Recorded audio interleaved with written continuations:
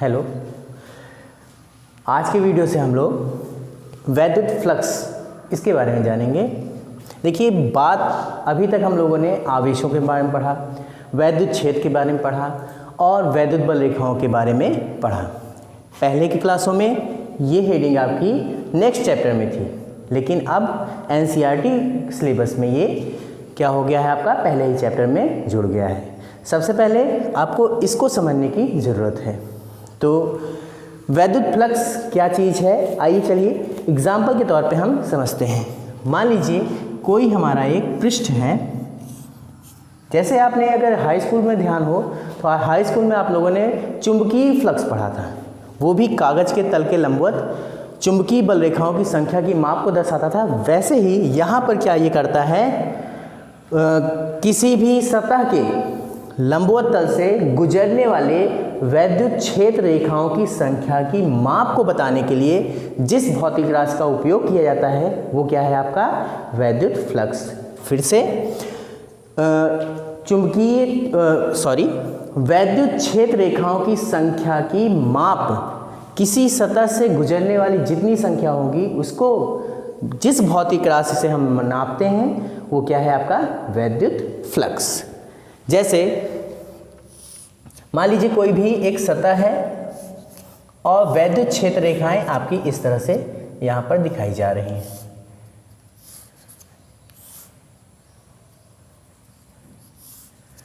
ठीक, तो ये क्या हो रहा है, इस सतह के अंतर्गत जितनी भी वैद्युत क्षेत्र रेखाएं या वैद्युत क्षेत्र इससे कितना गुजर रहा है वो दिखाने के लिए हमको वैद्युत फ्लक्स की सहायता लेनी पड़ती है। और वैद्युत क्षेत्र हम कैसे नापते हैं, वैद्युत क्षेत्र रेखाओं की सहायता से हम मापते हैं। देखिए, मान लीजिए कोई एक सतह है जिस पर वैद्युत क्षेत्र रेखाएं जा रही हैं। अगर ये सतह हम, जो कि हम काल्पनिक पृष्ठ वहाँ पर देखिए तो कागज़ के पृष्ठ के लंबवत हम मानते थे, यहाँ पर भी ये एक काल्पनिक पृष्ठ है। वास्तव में ये कोई पृष्ठ है नहीं, लेकिन ये एक काल्पनिक पृष्ठ हम मानते हैं। अगर इस सतह को हम वैद्युत क्षेत्र रेखाओं के लंबवत रखते हैं तो यहाँ पर ध्यान रखिएगा, वैद्युत फ्लक्स को हम फाई से दिखाते हैं, फाई सफिक्स ई, वहाँ पर फाई सफिक्स बी, ये चुंबकीय फ्लक्स हो गया, और वैद्युत फ्लक्स को फाई सफिक्स ई। तो यहाँ पर ध्यान रखिएगा, इसको हम फाई सफिक्स ई के रूप में दिखाते हैं। अगर ये लंबवत है तो ये क्या है, वैद्युत फ्लक्स, आपका वैद्युत फ्लक्स आपका अधिकतम होगा, अधिकतम। क्यों? क्योंकि ये लंबवत अवस्था में है। ठीक, अब दूसरी अवस्था यानी कि फाई, आपका ये फाई का मान मैक्सिमम होगा, मैक्सिमम, मैक्स अकेले लिख लेते हैं।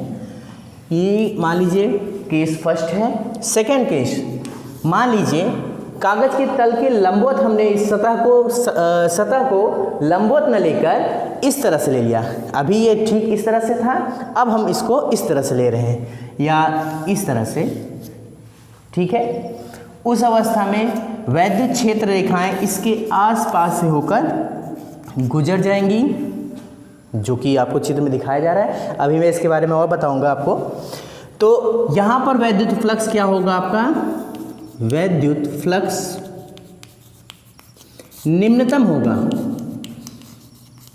यानी कि फाई सफिक्स ई मिनिमम होगा। क्लियर हुआ? अगर कागज का तल या जो भी सतह हमने मान रखी है जिससे वैद्युत क्षेत्र रेखाओं की संख्या हम माप रहे हैं, वो सतह अगर क्षेत्र रेखाओं के लंबवत हो रही है तो क्या होगा, आपका वैद्युत फ्लक्स का मान अधिकतम होगा। अगर क्षेत्र रेखाओं के यानी कि वैद्युत क्षेत्र रेखाओं की से ये क्या होगा, उससे इस तरह से रखा गया है, मतलब उसी के अनुरूप रखा गया है, लंबवत ना होकर 0 अंश पर रखा गया है, तो वहाँ पर वैद्युत फ्लक्स का मान क्या होगा, आपका 0 होगा, यानी कि बहुत ही कम होगा, न्यूनतम होगा। थर्ड कंडीशन आपकी बनती है इस तरह से। मान लीजिए एक बार तो ये हो गया, दूसरा ये हो गया, तीसरा लंबवत न होकर एक किसी थीटा कोण पर हम रखते हैं इस तरह से।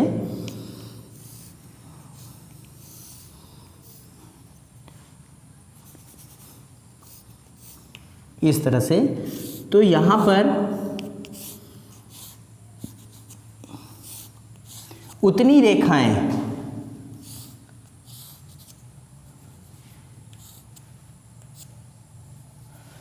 रेखाएं लंबवत अवस्था में न जाकर, लेकिन इसमें क्या होंगी, इससे कम होंगी। इसमें तो एक भी नहीं रेखाएं जाएंगी, लेकिन यहाँ पर कुछ रेखाएं जाएंगी। ठीक है, आप अगर इस तरह से समझिए, मान लीजिए ये पहली कंडीशन क्या बन रही है, वैद्युत क्षेत्र रेखाएं,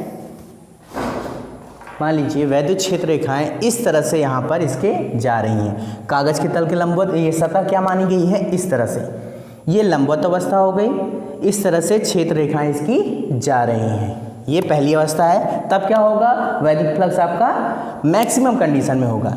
सेकंड कंडीशन, वैद्युत क्षेत्र रेखाएं इस तरह से जा रही हैं और ये आपका कागज़ के सतह आपकी क्या है, इसी क्षेत्र रेखा के अनुदिश इसकी अवस्था रखी गई है। तो यहाँ पर इसके आसपास से होकर चली जाएंगी, लेकिन इसमें होकर नहीं जाएंगी। यहाँ पर क्या होगा, वैद्युत फ्लक्स आपका निम्नतम होगा। तीसरी कंडीशन में ये ना कि इस तरह से रखा गया है और ना ही इस तरह से, ये किसी भी एंगल पे इस तरह से तिरछा रखा गया है, इस तरह से। तो यहाँ पर कुछ रेखाएं, कुछ क्षेत्र रेखाएं इससे होकर जाएंगी, लेकिन इससे कम होकर जाएंगी। तीनों टॉपिक लगभग समझ में आ गए होंगे आपको।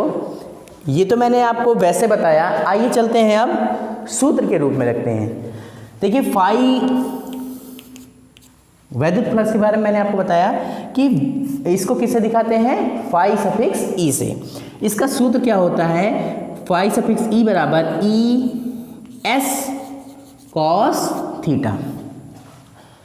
ई क्या है, ई के बारे में आप पता है, ये क्या होती है आपकी वैद्युत क्षेत्र। एस क्या है, क्षेत्रफल सदिश।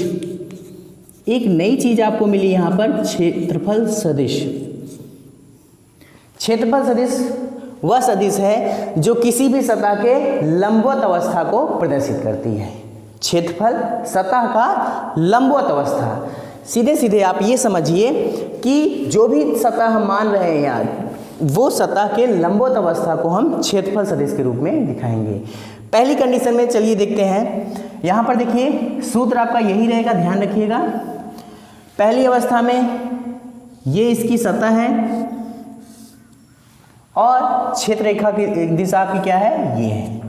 और अगर सतह की लंबवत अवस्था देखेंगे तो मैंने आपको बताया था अभी कि इसके माध्यम से, इस तरह से सतह आपकी इस तरह से है। सतह के लंबवत अवस्था क्या होगी, यही तो होगी। यानी कि कहने का मतलब है क्षेत्र की दिशा, यानी कि एस भी आपका इसी दिशा में होगा और ई भी आपका इसी दिशा में होगा। तो दोनों में कोण कितना बन रहा है, 0 अंश। तो यहाँ पर अगर वैल्यू रखेंगे तो क्या हो जाएगा आपका, फाई सफिक्स ई बराबर ई एस कॉस 0 डिग्री, क्योंकि यहाँ पर 0 अंश प्रदर्शित हो रहा है। तो वैल्यू क्या आ जाएगी आपकी, E S. Phi suffix E equal to क्या हो जाएगा आपका, ई एस, जो कि मैक्सिमम अवस्था प्रदर्शित कर रहा है।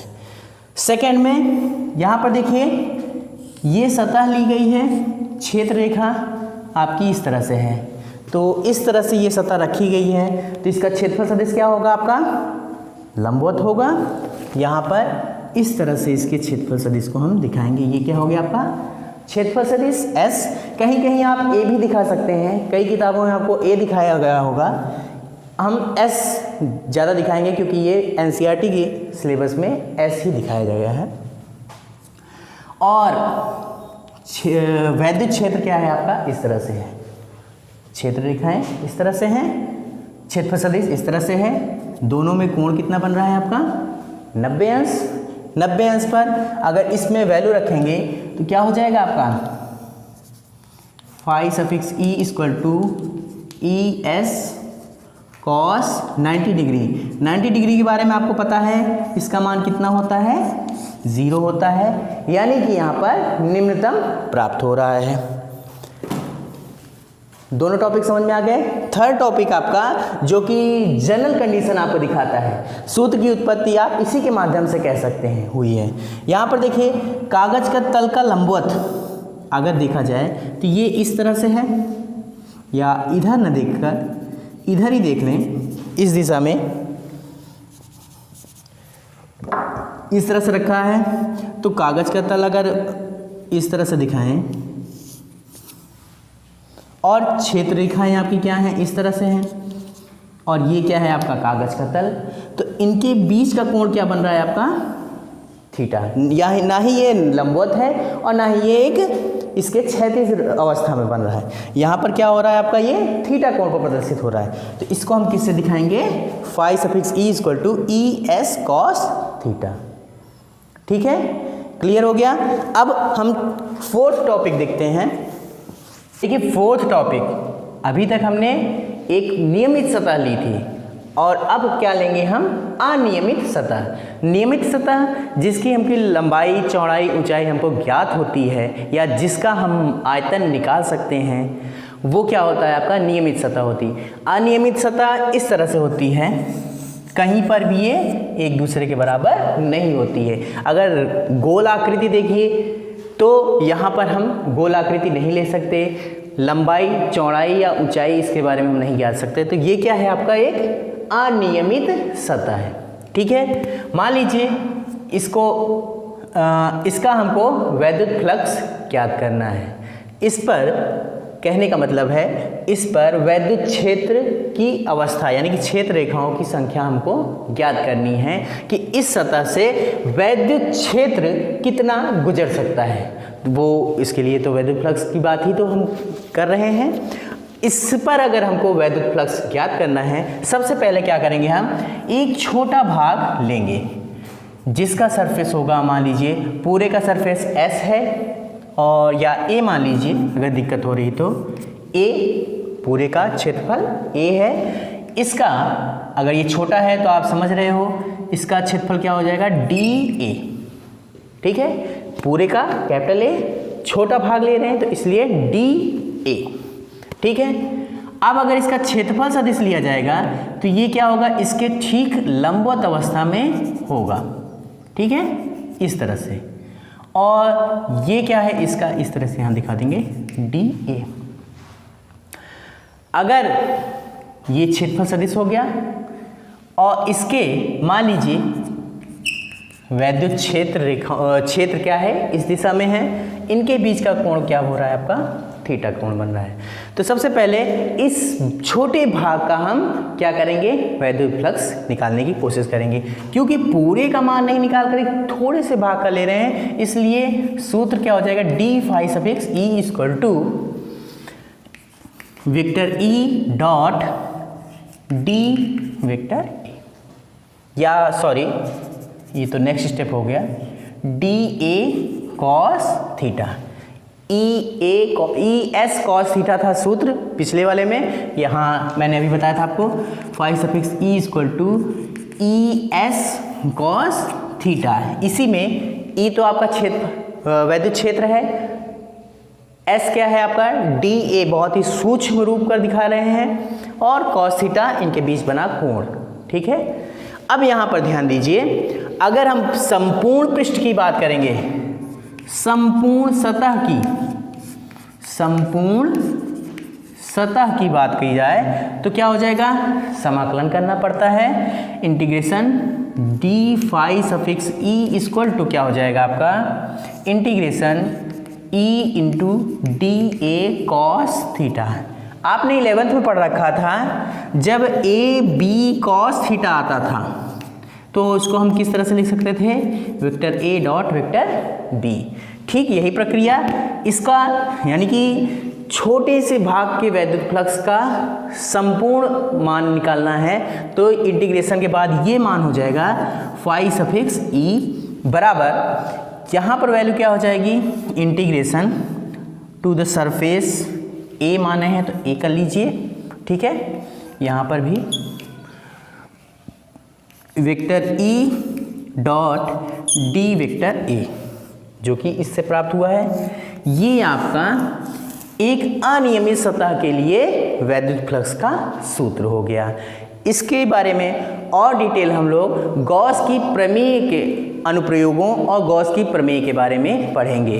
अगले वीडियो में हम लोग इसके बारे में बात करेंगे, ठीक है।